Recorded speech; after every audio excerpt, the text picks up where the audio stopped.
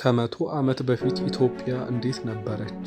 አይናችሁን ለትንሽ ሰከንዶች ጨፍኑ። ምንም ስማርትፎን የለም፣ ምንም ኢንተርኔት የለም። እንዲሁም ዛሬ ዓለምን የሚያስደንቁት ሰማይ ጠቀስ ህንፃዎች የሉ። በምትኩ የምታዩት የአፈር መንገዶች፣ ፈረሶች፣ ባህላዊ ቤቶች እና በተራሮች መካከል የተቀመጡ መንደሮች ናቸው። ይህ ዛሬ ከመቶ ዓመት በፊት ያለችው ኢትዮጵያ ናት። ግን ትልቁ ጥያቄ ይህ ነው። በ1926 የኖረ ሰው ዛሬ 2026ን ቢያይ ምን ያህል ይደነቅ ነበር? ዛሬ 100 ዓመታትን ተሻግረን ወደ ያኔዋ ኢትዮጵያ እንጓዛለን። ዛሬ አዲስ አበባ በሚሊዮኖች የሚቆጠር ህዝብ ያላት ዘመናዊ ከተማ ናት። ግን ከመቶ ዓመታቶች በፊት ሁኔታው ፈጽሞ የተለየ ነበር። መንገዶቹ አብዛኛውን ጊዜ አፈር ነበሩ፣ መኪኖችም ጥቂት ናቸው። በከተማ ውስጥ የሚታዩት ፈረሶች፣ በቅሎች እንዲሁም በእግር የሚጓዙ ሰዎች ነበሩ። ዛሬ ቦሌ፣ ሜክሲኮ ወይም መገናኛ የምንለው አካባቢ ሜዳዎችና በክፍት መሬቶች የተሞሉ ነበሩ።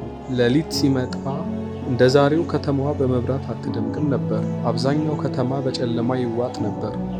በዚያን ጊዜ አንድ ተራ ኢትዮጵያዊ እርሱና ቤተሰቦቹን ይዞ ወደ ግብርና ስራ ይሰማራ ነበር። ውሃ ከቧንቧ አይመጣም ነበር። ሰዎች ወንዝ ወይም ጉድጓድ ድረስ በመሄድ ውሃን ያወጡ ነበር። ምግብም ለመግዛት ሱፐር ማርኬት አልነበረም። ቤተሰቦች የሚበሉትን ምግብ ብዙውን ራሳቸው ያመርቱ ነበር። ልጆች ከትምህርት ቤት በፊት ቤተሰቦቻቸውን በስራ ይረዱ ነበር።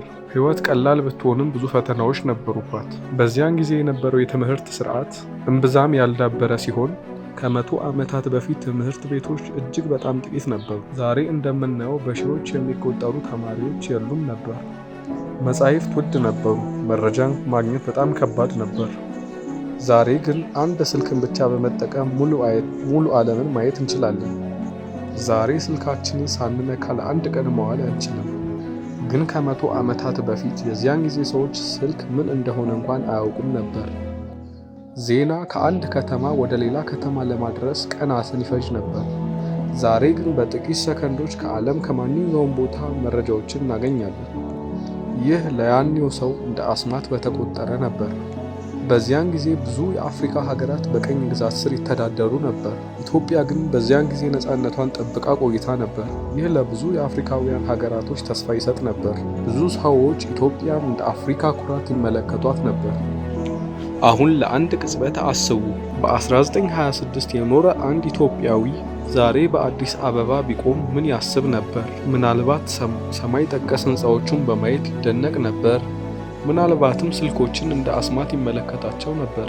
ነገር ግን አንድ ነገር አይቀየርም። የኢትዮጵያ መንፈስ፣ ባህልና ታሪክ ሁልጊዜም እንደቀጠሉ ናቸው።